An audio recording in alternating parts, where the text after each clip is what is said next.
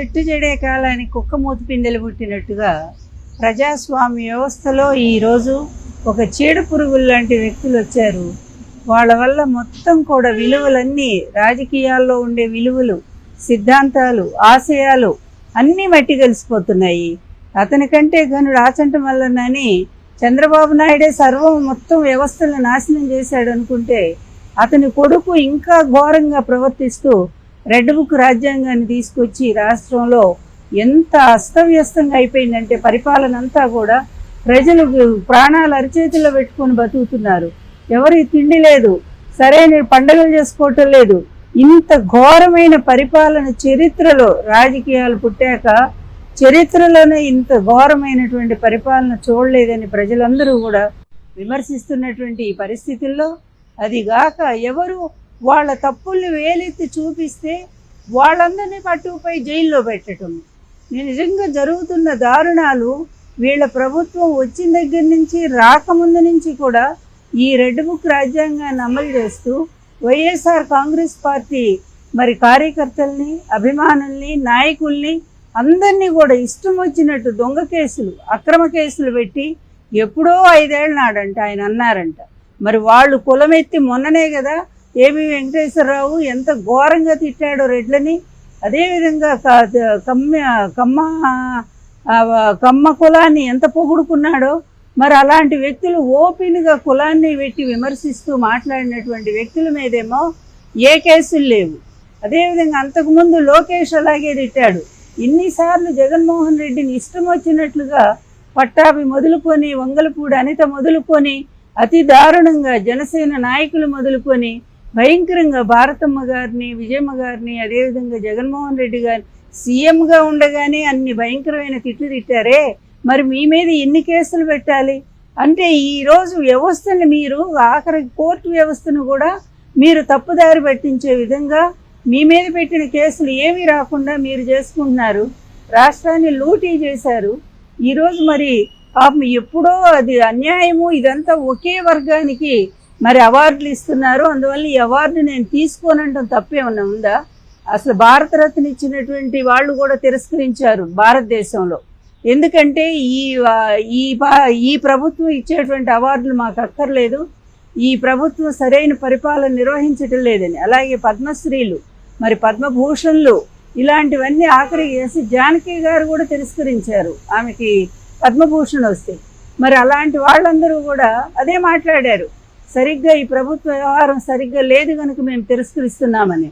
ఆ విధంగానే పోసాని కృష్ణమురళి గారు కూడా తనకు వచ్చినటువంటి అవార్డుని తిరస్కరిస్తూ న్యాయంగా రాలేదు, ఈ ఒకే వర్గం ఈ విధంగా నిష్పక్షపాతంగా వ్యవహరించకుండా ఈ విధంగా చేస్తుందని చెప్పి ఆయన విమర్శిస్తే, 5 ఏళ్ల నాడు ఎప్పుడో విమర్శిస్తే అది తీసుకొచ్చి ఈరోజు ఆయన మీద కేసు పెట్టి పాపం ఆయనకి ఎన్ని ఆపరేషన్లు అయినాయి అంటే అండి మాకు తెలుసు. అసలు గొంతు పోయింది. ఆయన దాదాపు 1 నెల రోజులు డాక్టర్లు మాట్లాడొద్దని చెప్పారు.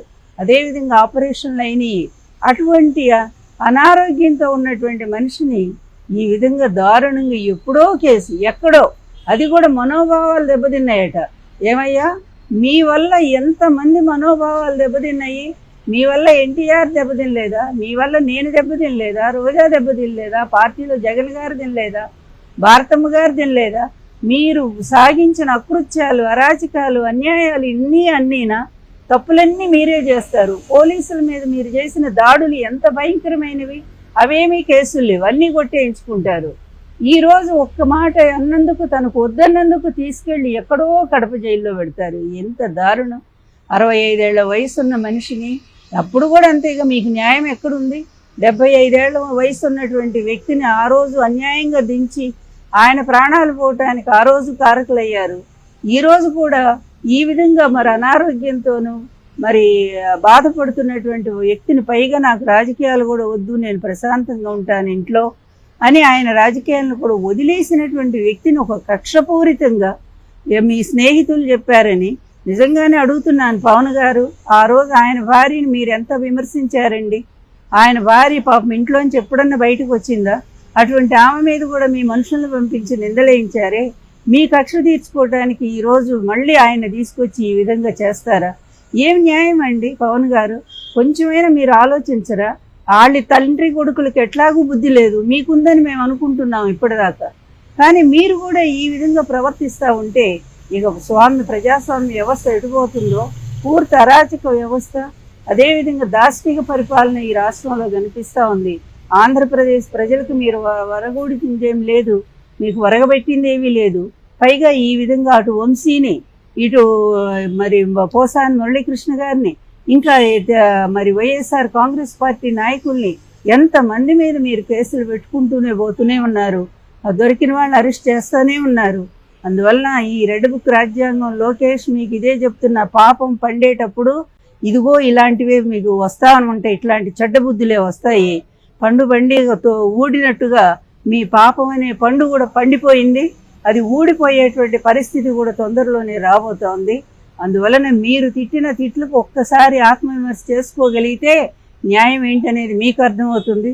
అటువంటి ఆలోచన చేసే సంస్కారం మీకు లేదు, కుసంస్కారం కనుక మీరు ఈరోజు ఇష్టం వచ్చినట్టుగా మీరు అధికారాన్ని చేతిలో పెట్టుకొని, పోలీసు వ్యవస్థను చేతిలో పెట్టుకొని ఈ విధంగా అక్రమ కేసులు బనాయిస్తూ దారుణంగా వంశీని మీద అట్లాగే చేశారు, పోసాని మీద అలాగే చేశారు, ఇంకా మా నాయకుల మీద అందరి మీద కూడా అట్లాగే కేసులు పెట్టుకుంటూనే పోతున్నారు. ఎంతోమంది పాపం సోషల్ మీడియాలో ఉండేటువంటి వాళ్ళు మీ పరిపాలన లోపాలు విమర్శిస్తే వాళ్ళని తీసుకెళ్లి జైల్లో పెడుతున్నారు. ఒక కేసు కాదు, రాష్ట్రం అంతా అన్ని మూలల కేసులు పెడతారు. ఏమండి, ఎంత దుర్మార్గం అండి! ఈ దుర్మార్గానికి ఓ పరాకాష్ఠ స్థితి ఉండదా? ఉంటుంది. ఎన్ని పాపాలు మీరు చేస్తున్నారో అన్నీ వస్తానే ఉన్నాయి, వెంటనే తగులుతున్నాయి. లడ్డు వ్యవహారంలో మీరు చేసిన దానికి వెంటనే ఫలితం మీకు దొరికింది. అదేవిధంగా ఈ చేస్తున్న పాపాలకు కూడా దీని ఫలితం, రిజల్ట్ తొందరగానే మీరు చూడబోతారు. అందువలన దారుణంగా ఉన్నటువంటి మీ పరిపాలన గురించి ప్రజలంతా భయంకరంగా తిట్టుకుంటా ఉన్నారు. చంద్రబాబు, 75 ఏళ్ల వయసు నీకు వచ్చింది. ఈరోజు నీ కొడుకును అదుపులో పెట్టకపోతే పర్యవసానం అంతా కూడా నువ్వు అనుభవించాల్సి వస్తుంది. అందువల్ల మేము చాలా హెచ్చరిస్తూ ఉన్నాము. ఎందుకంటే ఎప్పుడూ కూడా పరిపాలన ఒకళ్ళ చేతిలో ఉండదు, అధికారం ఒకళ్ళ చేతిలో ఉండదు. మళ్ళీ మా పరిపాలన వస్తుంది, మా జగన్ గారు వస్తారు, వచ్చినప్పుడు ఉంటుంది మీ పని ఎలా ఉంటుంది అనేది మీరు ఒక్కసారి భవిష్యత్తు ఆలోచించుకోండి. తాత్కాలికంగా ఇప్పుడేదో మేము చేస్తున్నామని ఒక పైశాచికమైన ఆనందం మీరు అనుభవిస్తూ ఉన్నారు. ఇది భయంకరంగా మీకే చుట్టుకుంటుంది, మళ్ళీ మిమ్మల్ని అందులో నెట్టేస్తుంది అనేటువంటి సత్యాన్ని కూడా మీరు గ్రహించాలి. అందువలన మీరు వెంటనే పోసాని కృష్ణమురళి గారిని, వంశీ గారిని మరి ఆ కేసులు ఎత్తేయాల్సిందిగా మేము కోరుతా ఉన్నాము. ఒక్కొక్కళ్ళు మీ పార్టీలో ఒక్కొక్క విధంగా జగన్ గారిని, భారతి గారిని ఎంత దారుణమైన విమర్శలు మీరు చేశారండి. ఎన్ని కుట్రలండి, ఎన్ని కుయుక్తులండి. జగన్ గారిని ఆఖరికి చంపటానికి కూడా ప్రయత్నం చేశారు.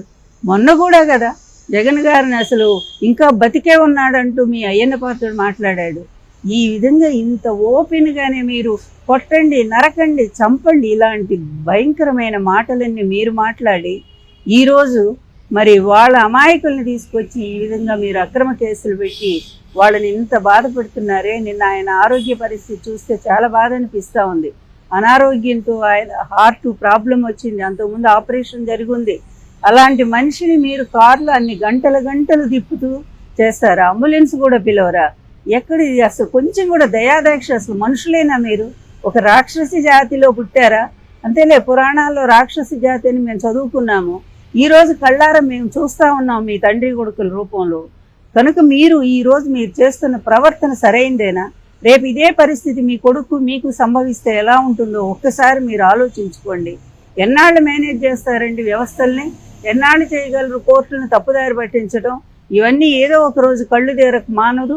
మీరు చేసిన తప్పులు, మీరు చేసిన పాపాలన్నీ కూడా కోర్టులు గుర్తించి మిమ్మల్ని శిక్షించేటువంటి పరిస్థితి కూడా రాబోతుందని తెలియజేస్తారు.